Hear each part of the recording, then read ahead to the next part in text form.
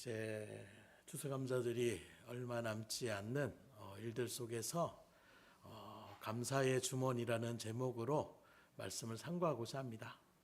예전에 여우 누이던이라는 그런 어떤 우리의 민속의 어떤 이야기를 바라보게 되면 어떤 사람이 그 가정 가운데서 그 자녀가 여우인 줄 모르고 하다가 온 가족이 그렇게 변을 당하고 쫓겨났던 그 막내 아들이 와서 갈 때에 한 사람의 도움을 받아가지고 주머니를 3개를 주면서 위기의 순간이 있을 때마다 이 주머니를 던져라. 그래서 한 번 던지니까 가시던 물이 나오고 또 물이 나오고 불이 나와가지고 결국에는 위기를 면면했다. 이런 이야기들을 바라보는데 오늘 우리 가운데 그런 주머니가 있었으면 좋겠어요. 어떤 주머니냐? 그런 어떤 물이 쏟아지고 이런 주머니가 아니라 감사의 주머니가 있는. 그래서 가끔 우리 얘기하면 또 그렇게 지금 딸내미가 가방에 이제 부시럭부시럭 소리가 날 때가 있어요. 과자가 이렇게 가져오게 되면 이거 뭐야? 하고 내가 이제 또 얘기하면 아빠가 또 뺏어 먹을까봐 바로 그걸 이렇게 감추면서 아무것도 아니야 이렇게 얘기하는데 무슨 말씀드리냐면 가방 안에 먹을 것이 가득하다고 하더라면 배가 고플 때에 산을 올라가면 등산을 하며 나아갈 때에도 가방을 딱 열면 그 안에서 먹을 것이 쏟아져 나옵니다. 그러면 초콜릿이나 사탕이나 이런 것들을 먹게 되면 다시금 우리가 힘을 낼 수 있는 것처럼 오늘 우리에게 이 감사의 주머니가 딱 채워지게 되면 왜 우리가 감사를 하지 못할까? 그 주머니 가운데에 쏟아져 나오는 것들이 우리 가운데 흘러넘치면 감사는 저절로 이룰 수가 있다는 것입니다. 그런 의미에서 오늘 본문의 배경을 먼저 바라보게 되면 지금 사도 바울은 감옥에 갇혀 있어요. 그 속에서 골로새 교회 성도들에 대한 이야기를 듣다 보니까 이단과 지금 그 이단의 미혹과 잘못된 가르침으로 교회 안에 지금 소동이 일어나고 많은 일들 가운데에 믿음이 흔들리고 있는 이런 이야기를 접하게 되는 것입니다.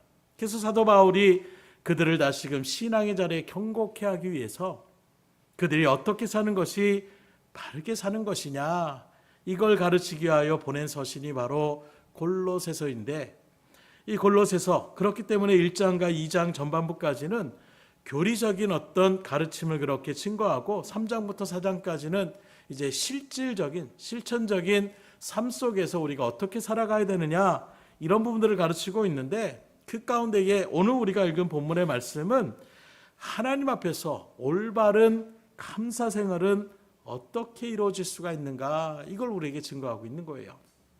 그래서 오늘 본문은 아니지만 3장 1절의 말씀을 먼저 보면 그러므로 너희가 그리스도와 함께 다시 살리심을 받았으면 위의 것을 찾으라. 거기는 그리스도께서 하나님 우편에 앉아 계시느니라 이렇게 선언하면서 말씀을 기록하고 있는데 이 말씀은 뭘 얘기하느냐? 우리가 부름받은 하나님의 구원의 백성, 하나님의 성도라고 한다라면 이전까지의 어떤 세상의 삶이 전부인냐 살아갔던 그런 삶과는 차원이 다른 그런 삶을 우리가 이제는 살아가야 된다는 거예요. 그래서 이제는 땅의 것들을 우리가 소망하며 나가는 자리가 아니라 하늘에 있는 위의 것들을 우리가 그렇게 추구하며 살아가는 것을 이야기하고 있는데 그 위의 것을 추구하는 것이 이제 3장 전반부터 쭉 나와요. 먼저 우리가 이 세상 가운데서 취하지 말아야 될 것들을 쭉 얘기합니다. 탐심이나 욕심이나 우상숭배나 이런 것들이 아니라 겸손과 섬김과 이런저런 일들의 말씀들을 얘기하고 있는데 그 가운데에 위의 것이 바로 무엇이냐? 감사의 삶을 살아야 된다는 것을 말씀하고 있어요. 그렇다면 과연 감사는 어디에서 나오느냐? 오늘 우리가 읽은 15절로 17절까지의 말씀에서 그 답을 우리가 발견할 수가 있는데 오늘 본문을 가만히 살펴보면 감사를 하려면 뭐가 있어야 되느냐? 감사를 할 수 있는 우리 가운데에 그 무엇이 있어야 된다는 거예요. 그래서 그걸 특별히 오늘 제목으로 감사의 주머니다 이렇게 얘기하고 있는데 감사의 주머니가 있으면 우리 가운데 감사가 저절로 흘러넘칠 수밖에 없다. 이렇게 우리가 나올 수가 있는 것입니다. 그렇다면 과연 그 감사의 주머니는 어떤 것을 이야기하고 있는가? 무엇이 있으면 우리가 삶을 살아가는 일 가운데에 절로 감사와 감격의 그런 은혜들이 쏟아져 나올 수가 있는가? 특별히 오늘 시간 나는 왜 이렇게 원망만 나오고 불평만 나오고 하는 일도 안 되고 이런 일들 가운데 있다라면 오늘 이 말씀을 통하여 이제 부정적인 원망 불평의 모습이 아니라 감사가 쏟아져 나오는 은혜의 삶을 살아갈 수 있기를 주님으로 축원합니다. 그래서 먼저 무엇이 감사의 주머니냐? 그리스도의 평강이 감사의 주머니라는 거예요. 오늘 15절의 말씀을 다시 보면 그리스도의 평강이 너희 마음을 추장하게 하라. 너희는 평강을 위하여 한 몸으로 부르심을 받았나니 너희는 또한 감사하는 자가 되라. 그래서 감사할 수 있는 일들 가운데 서려면 어떻게 되느냐? 그리스도의 평강을 누리는 자가 되면 감사는 철로 나온다라는 거예요. 그러면 그리스도의 평강은 뭘 얘기하고 있느냐? 예수님께서 누리셨던 그 평강을 지금 이야기하고 있는 것입니다. 특별히 이 예수님께서 주시는 평강은 바로 무엇이냐? 환경과 조건 때문에 누리는 평강이 아니라는 거예요. 그 모든 것들 초월하는 어떠한 자리에서도 평안을 누리며 나아갈 수 있는 그 평강이 바로 그리스도께서 우리에게 주시는 평강인데, 이 평강의 주머니를 여러분들이 다 찰 수 있기를 주님으로 축원합니다. 그래서 어떤 것이 그리스도의 평강이냐? 성경 말씀 가운데 바라보게 되면 한날은 예수님과 제자들이 배를 타고 호수 건너편을 이렇게 걸어가고 있는데 나아가는 그 가운데에 갑자기 풍랑이 막 일어나는 거예요. 돌풍 가운데서 뱃사람들이 절반 정도 되는 그런 예수님의 제자들이 먼저 자기들의 힘으로 덫을 잡고 노를 잡고 이런저런 방법으로 풍랑을 어떻게든 이겨내려고 막 가지내를 쓰고 있는 거예요. 그때에 예수님 뭐라고 있었느냐? 배 한쪽 편에서 고무를 베고 평안히 주무시고 계시는 거예요. 지금 제자들은 사나 죽나 이 마음에 지금 배가 한번 뒤집히면 다 빠져 죽을 수도 있는 거예요. 그만큼 그 물의 무서움을 아는 사람들이기 때문에 길을 쓰며 살려고 하는데 인간의 힘으로 자연을 이길 수가 없는 것입니다. 결국에는 하다 제자들이 어떻게 합니까? 예수님을 흔들어 깨우는 거예요. 제자들은 지금 막 그 풍랑의 두려움, 죽음에 대한 공포 가운데서 어떻게든 그걸 헤어나려고 하는데 예수님은 뭐하고 있다고요? 그러거나 말거나 편안히 주무시는 것입니다.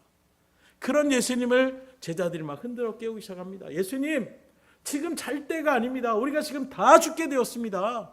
그런데 어떻게 지금 잠을 이렇게 편히 주무시고 계십니까? 이런 마음으로 제자들을 막 예수님을 깨우는 거예요. 그때 예수님이 일어나시면서 뭐라고 합니까? 죽음의 공포 가운데 있는 그 제자들을 향하여 어찌하여 두려워하느냐? 믿음이 적은 자들아, 책망하시는 거예요. 왜 이런 차이가 날까요? 예수님은 지금 맡겨진 십자가의 사명, 이것이 하나님의 뜻인 것을 분명하게 알고 계셨습니다. 그러니 어떤 죽음의 공포 가운데 있는 그 거대한 풍랑이 일더라도 지금 이 순간에 그 삶이 마감하지 않을 것을 분명하게 알고 계시는 거예요. 그러니 하나님의 보호하심 가운데 있다라는 그 믿음이 분명하게 새겨져 있는 주님 앞에서는 죽음의 공포가 아니라 편히 쉬어도 배가 막 휘청휘청하고 물이 쳐들어와도 결국에는 이 배는 결코 무너지지 않는다, 뒤집혀지지 않는다, 이 마음을 갖고 있기 때문에 주님은 평안히 잠을 주무시는 거예요.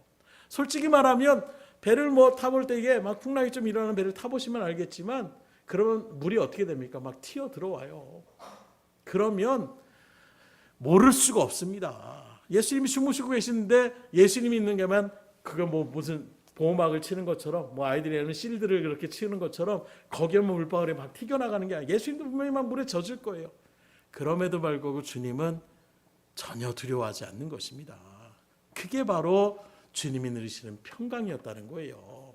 곧 주님이 주시는 평강은 바로 무엇이냐?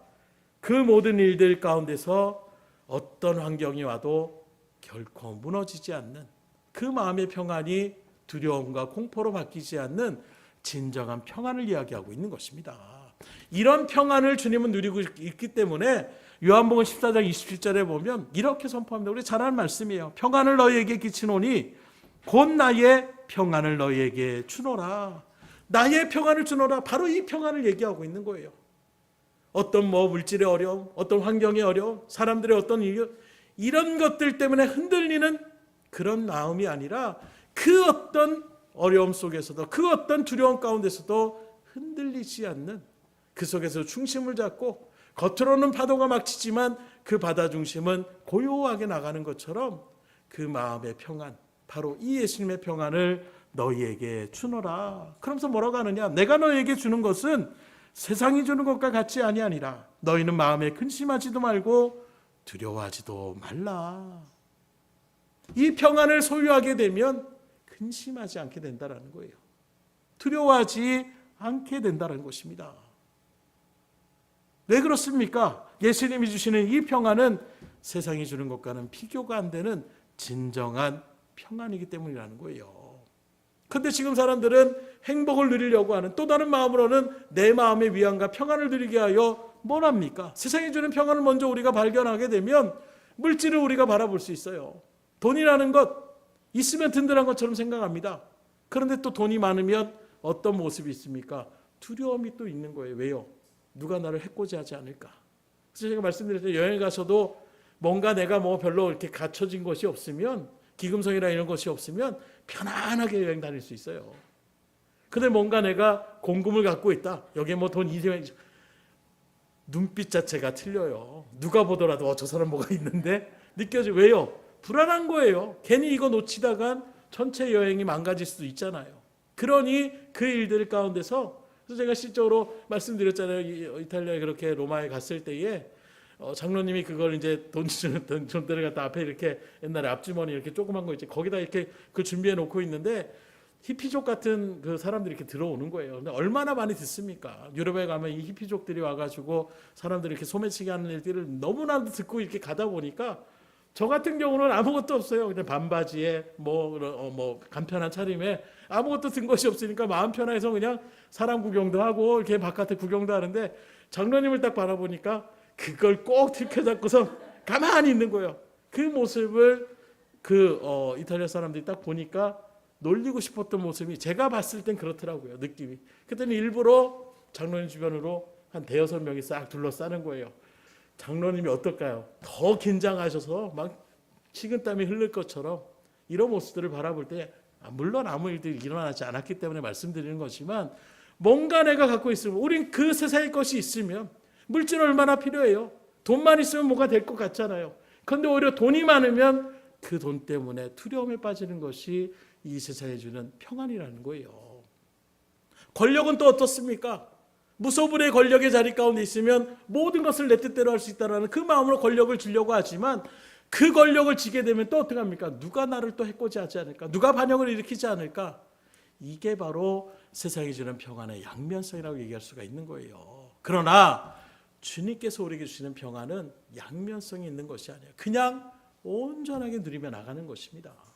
어떤 사람들이 와도, 어떤 두려움의 현장들이 우리 가운데 그렇게 엄습해 오더라도 결코 흔들리지 않는 이 평안을 소유할 수 있기를 주님으로 축원합니다. 그렇기 때문에 이 평안에 대한 은혜를 우리가 누려야 되는데, 그러면 우리가 이 평안을 어떻게 누릴 수가 있느냐? 따라하겠습니다. 은혜는 구원의 시작이고 평강은 구원의 결과이다. 그래서 우리가 하나님의 은혜를 받게 되는 순간부터 우리는 믿음의 사람으로, 하나님의 구원의 백성으로 자녀되는 믿음의 확신 가운데 서는 거예요. 그리고 그 확신의 산 가운데 나아가면 능력의 주님이 나와 함께 있으니 나는 결코 무너지지 않고 실패자가 아니고 승자가 된다라는 믿음의 분명한 열매가 새겨지게 되면, 그 다음에는 감사가 쏟아지게 나올 수밖에 없는 거예요. 그렇기 때문에 모든 일들 가운데에 우리가 은혜의 그 구원의 확신이 분명하게 새겨지면 감사는 절로 나옵니다. 위기의 순간이 오더라도 우리 김사님 얘기한 것처럼 당장 돈이 나갈 수밖에 없는 상황 가운데 있잖아요. 당장의 마음은 불편한 마음이 생길 수 있잖아요. 그러나 하나님의 은혜 가운데 또 주시는 그 믿음의 확신을 가지고 바라보게 되면, 하나님은 또 감사의 것들을 우리에게 수없이 준비해 놓고 계심을, 그걸 또 깨닫게 되면 어떻게 됩니까? 벅찬 감성, 그냥 하나님이 감사한 마음을 주실 거야 하고 믿음의 확신을 가지고 나아가면, 실질적으로 하나님이 그것을 체험케 해주실 때에 그 감격은 이루 말할 수가 없는 거예요. 이게 계속 체험되어지게 되면 주님처럼 그 거센 풍랑이 와도 숙면에 취하며 나갈 수가 있는 것입니다. 혹시 여러분들 가운데 여전히 불안한 마음이 있습니까? 감사치 못하는 우리의 모습이 있습니까? 그렇다면 내가 왜 평안을 누리지 못하는가? 내가 구원의 분명한 확신의 자리에 있는지 먼저 나를 점검해 볼 수 있기를 주님으로 축원합니다. 하나님께 대한 분명한 구원의 확신이 들어가게 되면 사단이 무엇으로 송사한다고 한들 두려우지 않는 거예요. 그 하나님이 나를 택하여 주시고 하나님의 자녀로 삼아주셨다는 이 분명한 구원의 확신의 자리에 서게 되면 그 다음엔 흔들리지 않습니다. 이런 평안을 여러분들이 누리시고 나아가 하나님 앞에 이 평안을 가지는 은혜에 감사하며 고백하며 나갈 수 있기를 주님으로 축복합니다. 두 번째로 감사의 주머니는 바로 무엇이냐? 주의 말씀이 우리의 감사의 주머니가 된다는 거예요. 16절의 말씀을 다시 보면 그리스도의 말씀이 너희 속에 풍성히 거하여 모든 지혜로 피차 가르치며 권면하고 시와 찬송과 신령한 노래를 부르며 감사하는 마음으로 하나님을 찬양하고. 이 말씀의 구절에 비춰보게 되면 감사는 어떨 때 일어날 수가 있느냐? 그리스도의 말씀이 풍성히 거할 때에 감사의 고백이 쏟아질 수가 있더라는 것입니다. 그 말씀이 풍성해지면 그 말씀을 가르치고 권면할 수 있게 되고 그만큼 내 말씀의 자리 가운데 분명한 믿음의 터를 세워나게 되면 신령한 노래가 나오면서 하나님 앞에 감사의 고백이 넘칠 수밖에 없다라고 이야기하고 있는 거예요. 이 말씀을 한마디로 얘기하면 하나님의 말씀을 잘 듣고 깨닫게 되면 감사는 저절로 나오게 되는 것입니다. 특별히 은혜 받게 되면 이걸 깨닫게 돼요. 이 말씀의 은혜가 깨달아지지 못하면 꿀송이처럼 달지 못하게 느껴지면 말씀을 듣는 그 시간이 얼마나 힘들지 몰라요. 얼마나 지루한지 모릅니다. 뭔 얘기를 하는지도 알아듣지 못하는데 그게 무슨 나에게 은혜가 되고 뭔가 그게 일들 가운데서 감사가 넘칠 수 있겠어요. 그런데 하나님의 은혜를 받게 되면 말씀이 틀려지기 시작해요. 똑같은 말씀, 하나님이 이렇게 나를 사랑하여 주셨구나. 하나님이 이렇게 나를 지금도 보호하여 주시고 계시는 것이구나. 그냥 지식으로 그냥 한 귀로 듣고 흘리는 그런 말씀이 아니라 그 말씀이 이제 생생히 내 삶의 일들 가운데서 하나님 이렇게 역사하시고 이렇게 증거하시고 이렇게 보호하신다라는 것이 말씀을 통하여 깨달아지기 시작하게 되면 그 말씀을 듣는 그 시간이 얼마나 복된 시간인지 몰라요. 그러니 이 시간에도 말씀을 간절히 풍성해지기를 원하는 믿음의 간구를 주님 앞에 올릴 수 있기를 주님으로 축원합니다. 왜요? 말씀의 은혜가 우리 가운데 깨달아지고 풍성하게 되면 감사의 고백이 나올 수밖에 없는 거예요. 그래서 이런 이야기를 할 때 항상 말씀드리잖아요. 부모의 어떤 사랑을 얘기할 때에 군대라는 그런 훈련소에 입소하게 되면 그때야 비로소 아는 거예요. 처절하게 야 부모가 너희들을 위해서 내가 너 때문에 이런 얘기들을 아무리 누리며 나아갈 때에 알긴 알지만 잘 느끼지 못합니다. 그러나 극한의 상황 가운데 있을 때에 얼마나 부모님이 나를 위하여 수고하셨고 나를 위하여 희생했었는지를 깨닫게 될 때에 그때 감사는 저절로 나올 수밖에 없는 거예요. 하나님의 말씀도 마찬가지입니다.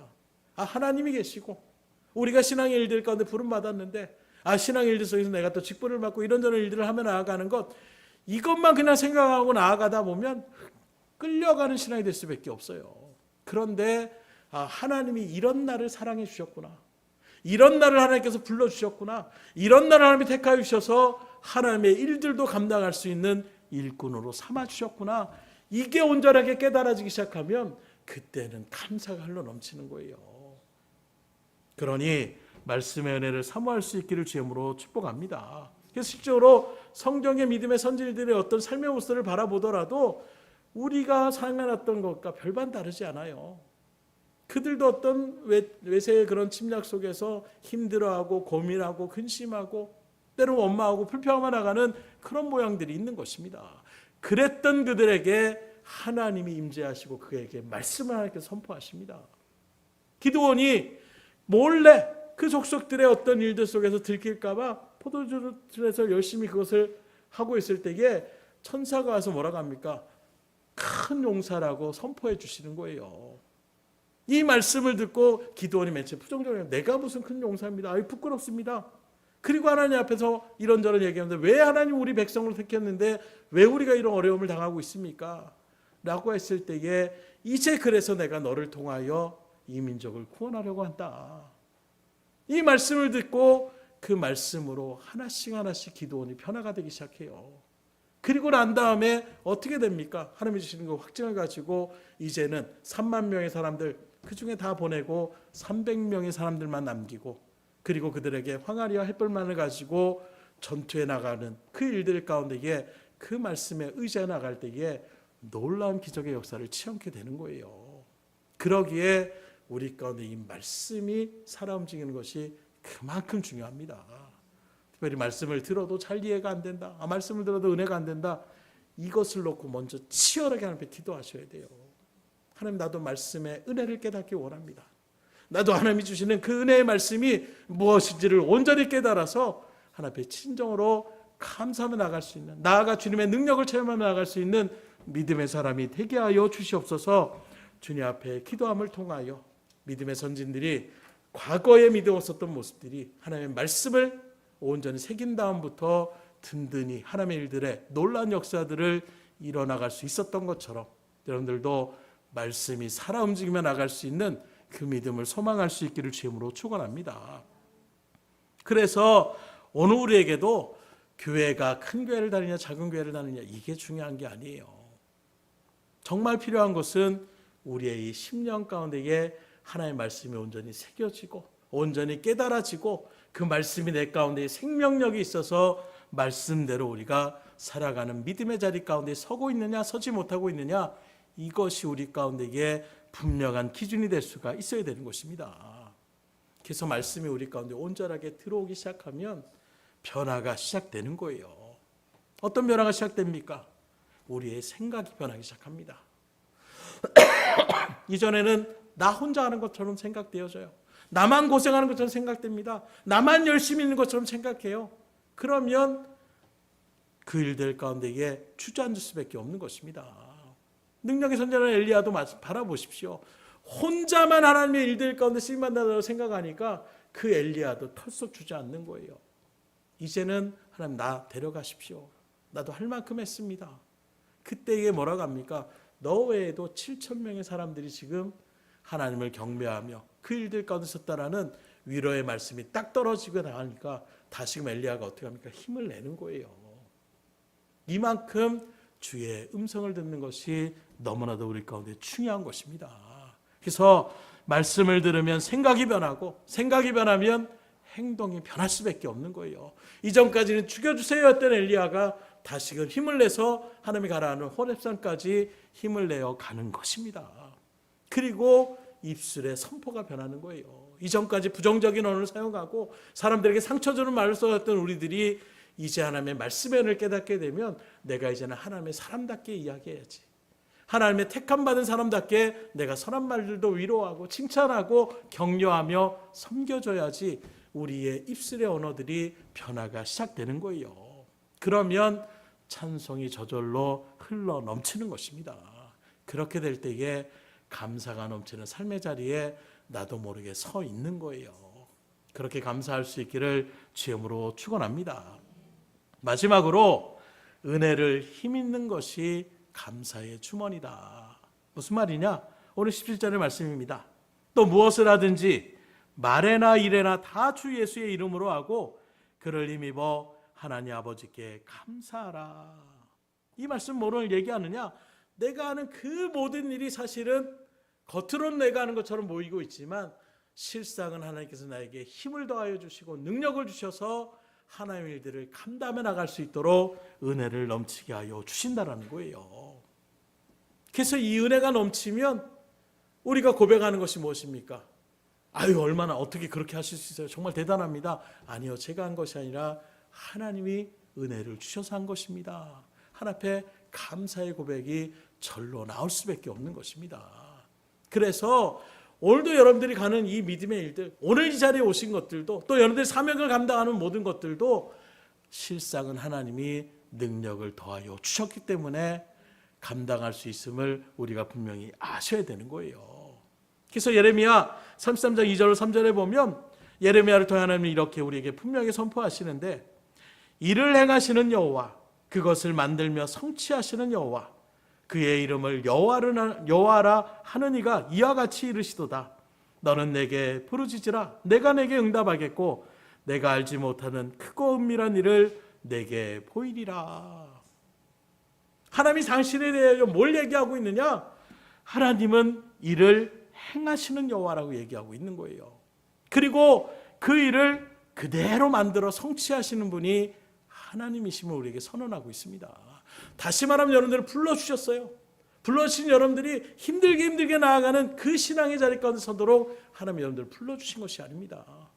믿음의 좋은 군사로, 하나님의 귀한 믿음의 일꾼으로 여러분들을 불러주셨음을 믿으시기를 주님으로 축복합니다. 그래서 여러분들 하나님께서 능력의 사람으로 쓰임받고자 그 많고 많은 사람들 가운데에 창세전부터 이미 택하여서 여러분들을 불러주신 거예요. 그리고 때가 되었을 때에 하나님께서 여러분들에게 일거리를 허락하여 주시는 거예요. 직분을 감당케 하여 주시는 것입니다. 그래서 저의 어떤 신앙의 일들도 마찬가지예요.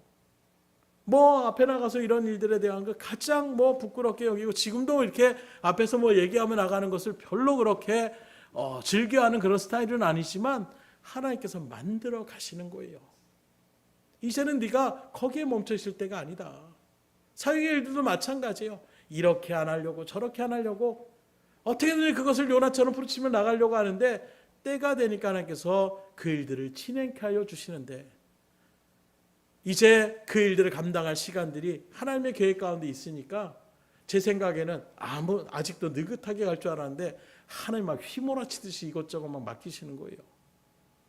교육 파트로만 그렇게 가려고 했는데 그렇게 신청을 하고 그렇게 면접을 보고 그렇게 학생부를 담당해야 되는데 학생부만 담당하는 것이 아니라 성가대도 인도하라고 하고 찬양단도 인도하라고 하고 구역예배도 나아가라고 하고 예배도 또 수요예배도 인도하라고 심지어는 세일에 기도회를 해서 21일 동안 기도회를 갖다 이렇게 준비하며 나가는데 목사님은 다른 데로 출타하는 거예요. 그리고 네가 해.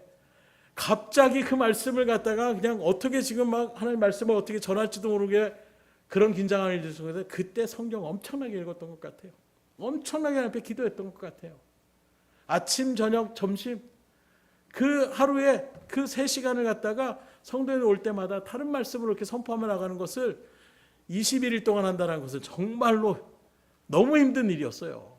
그런데 하나님께서 그 체험을 하게 하여 주시더라고요. 그리고 그 일들을 감당하며 나가는 일들 속에서 하나님께서 저에게 필요한 자신감을 또 주시는 거예요. 하나님이 해결해 주시는 것이구나. 하나님이 도와주시는 것이구나. 이걸 깨닫게 하여 주시는 거예요.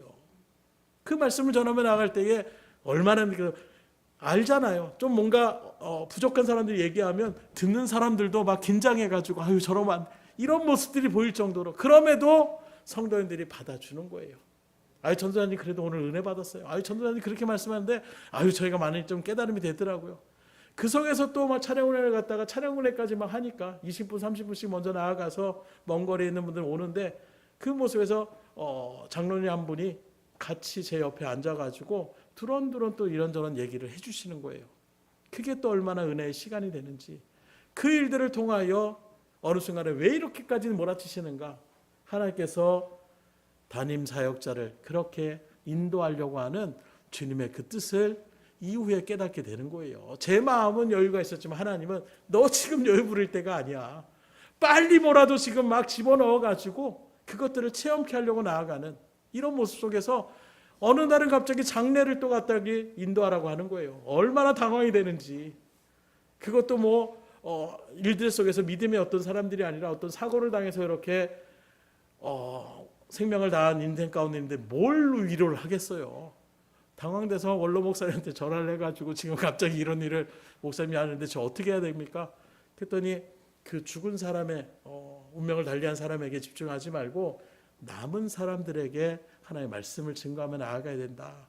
그런 모습으로 이것저것 또 여기저기 전화하면서 그걸 갖다가 해가지고 그래서 우리 사모가 지금도 얘기해요. 처음 그렇게 장례식 하는데 그 예식을 갖다가 제대로 준비하는 걸 제대로 그냥 겉으로만 이렇게 본 거하고 실제로 그 앞에 서야 되니까 하나부터 열까지 뭘 모르겠는 거예요. 입간식을 갖다가 인도하러 딱 갔는데 지금처럼 입간식 하기 전에 먼저 얘기해서 그걸 다 염을 하고 그 다음에 모여서 예배를 드립시다. 또는 염을 하기 전에 먼저 우리가 예배 드리고 그렇게 나갑시다 해야 되는데 이건 어떻게 되는지도 모르고 그래가서 먼저 염을 하는데 그냥 주르르 한 7, 8명 권사님들하고 같이 저희 사모하고 이렇게 서가지고 담임 사모님하고 이렇게 서가지고 있는데 앞에서 유리 큰 통창 유리에서 안에서 이제 하나하나 이렇게 옷을 입히는 이런 일들을 하는 거예요.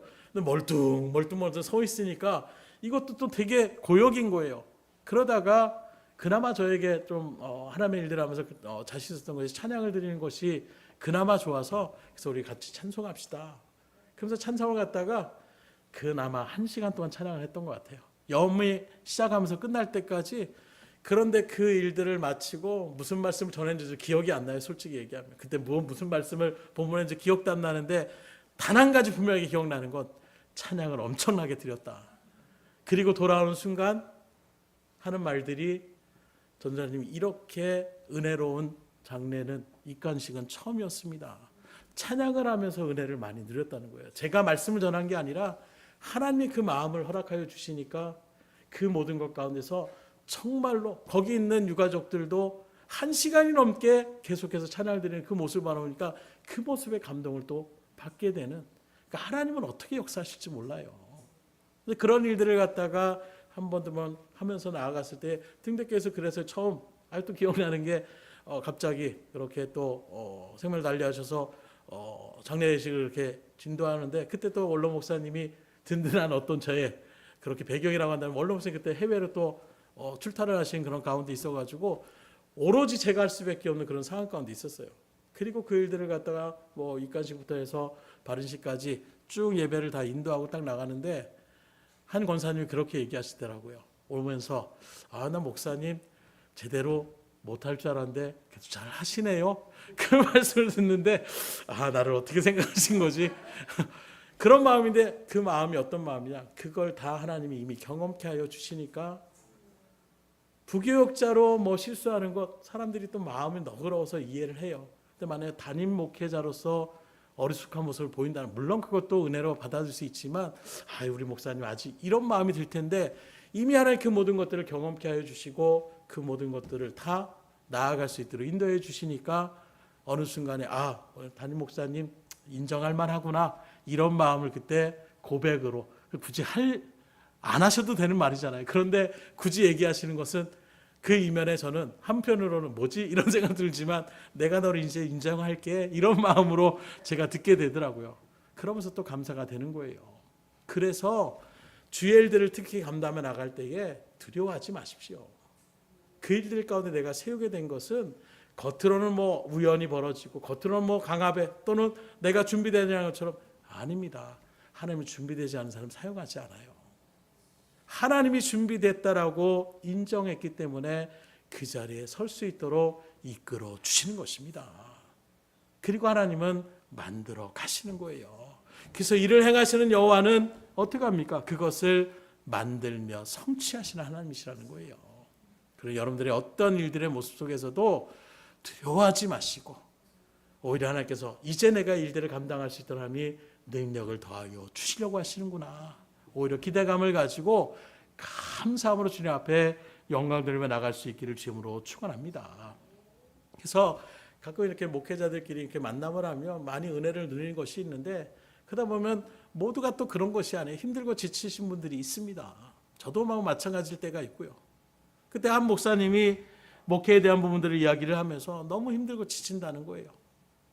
아무리 해도 뭔가 성과가 보여지는 어떤 일들이 일어나지 않고 오히려 내 스스로가 이거 잘못된 길을 걸어간 것이 아닌가, 소명감까지도 흔들리며 나아갈 수밖에 없는, 뭐가 복음의 친전이 이루어지지 않는 것처럼 느껴지니까 여전히 성도님들이 변화가 되지 않는 모습들, 또 심지어 교회를 그렇게 떠나며 나가는 이런 모습 속에서 자포자기하는 심령으로 어려움을 그렇게 토로하며 나가는 그런 고백을 하는 것입니다. 그때 다른 한 목사님이 이렇게 말씀하시더라고요. 십자가를 지는 것은 결코 쉬운 일이 아닙니다. 누구나 질 수 있는 것이라면 그 일들은 십자가라고 이야기할 수 없습니다. 예수님이 십자가조차도 생각해 보세요.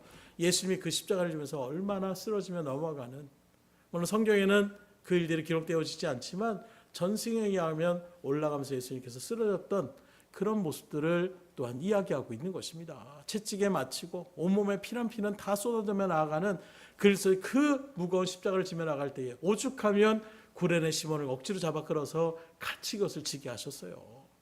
가려니까 너무 더디게 가는 거예요. 힘들게 걸어가시는 것입니다. 그러니 건장한 사람 그냥 붙잡아가지고 같이 그것을 골고다 그 언덕길까지 짊어지게 하며 나가는 그 주님의 십자가, 우리가 생각할 때마다 고난주를 맞이하면 그 십자가 넉넉함으로 랄랄랄라 하면서 가는 십자가가 아니잖아요. 고통의 십자가 아닙니까? 죽음의 십자가 아닙니까? 사명의 십자가 아닙니까? 오늘날 우리가 걸어가는 길도 마찬가지라는 거예요. 우리가 걸어가는 그 길이 십자가의 길이라고 한다면 그것은 결코 쉬운 일이 아닐 수 있다. 그러나 그것이 힘들다라고 포기를 하면 누가 좋아하겠느냐? 우리의 대적 사단이 기뻐하며 즐거워할 것입니다. 내가 또 하나의 사명자를 쓰러뜨렸다. 하나의 목회자를 내가 넘어뜨렸다. 하나의 교회를 내가 또 무너뜨렸다. 사단이 즐거워할 일일 수밖에 없지 않겠습니까? 그러면서 뭐라고 하시느냐? 목회는 적성과 재미로 하는 것이 아니다. 사명으로 하는 것이다. 하나님이 맡겨주신 거룩한 사명이기에 그 길을 묵묵히 걸어가는 것이다. 그리고 우리에게 그러한 사명을 주신 하나님은 그 사명을 무거워서 지치도록 하시는 것이 아니라 주의 말씀처럼 주님께서 그 모든 일들을 기뻐하며 감사함으로 지고갈 수 있도록 하나님이 바라고 원하신다라는 거예요. 그래서 주님도 지친 가운데 겟세마네에서 처절하게 기도하셨습니다. 그러나 주님의 뜻이 무엇인지를 믿음으로 확증하며 그때의 주님은 어떻게 합니까? 평안한 마음으로 그 길을 걸어가시는 거예요. 베드로가 칼을 빼어들고 말고라는 사람을 길을 쳤을 때에 주님은 오히려 베드로를 책망합니다. 집어넣어라. 내가 능력이 없어서 지금 이들에게 이렇게 끌려가는 것이 아니다라는 거예요. 이제 주님은 십자가를 지는 것이 분명히 하나님의 뜻인 것을 믿음으로 확증하며 이제 더 이상 흔들리지 않는 그 평안의 마음이 그 가운데 들어갔을 때에 묵묵히 그 길을 걸어가시는 거예요. 그러니 목회 일들도 어떻게 되느냐? 즐겨야 된다. 재미를 느끼며 나아가야 된다. 최근에도 한 목사님이 설교하며 나가는 것을 얼마나 감사한 일이고 얼마나 복된 일인 것을 생각하며 나가는 것. 나는 설교를 맡길 때마다 너무 즐겁다. 어떻게 저런 마음을 가질 수 있을까? 저는 그런 마음이 있었는데 그 마음이 굉장히 저에게 은혜가 또 되더라고요. 그래서 목회가 힘들고 즐겁지 않은 이유는 내가 하려고 하니까 힘들고 즐겁지가 않는 거예요. 하나님 앞에 맡기면 하나님이 은혜를 더하여 주시는 것입니다. 하나님이 반드시 나를 사용하신다라고 믿음으로 나아가면 하나님이 은혜를 주신다. 한번 생각해봐라. 목회자가 인상을 막 쓰면서 오늘도 말씀을 전하면서 여러분들 기뻐하셔야 됩니다. 제가 막 이렇게 얘기하면 너부터 좀 기뻐해라. 이런 마음이 들지 않겠어요. 근데 목회자가 늘 힘이 넘치고 밝은 모습으로 나아가고 아이고 얼마나 은혜가 넘치는지 몰라. 그러면 성도님들도 그래 나도 은혜 가운데 살아야지. 그래 나도 힘을 내야지. 이런 마음으로 나갈 수가 있지 않겠습니까? 그렇게 내가 은혜롭게 주의 일들을 감당하면 사람은 하나님께서 자연스럽게 붙여주신다라는 거예요. 그 말씀을 듣고 저도 모르게 고개가 끄덕끄덕, 여러분들이 고개를 끄덕끄덕 하는 것처럼 저도 그것이 제 마음가운데 분명하게 새겨지더라고요.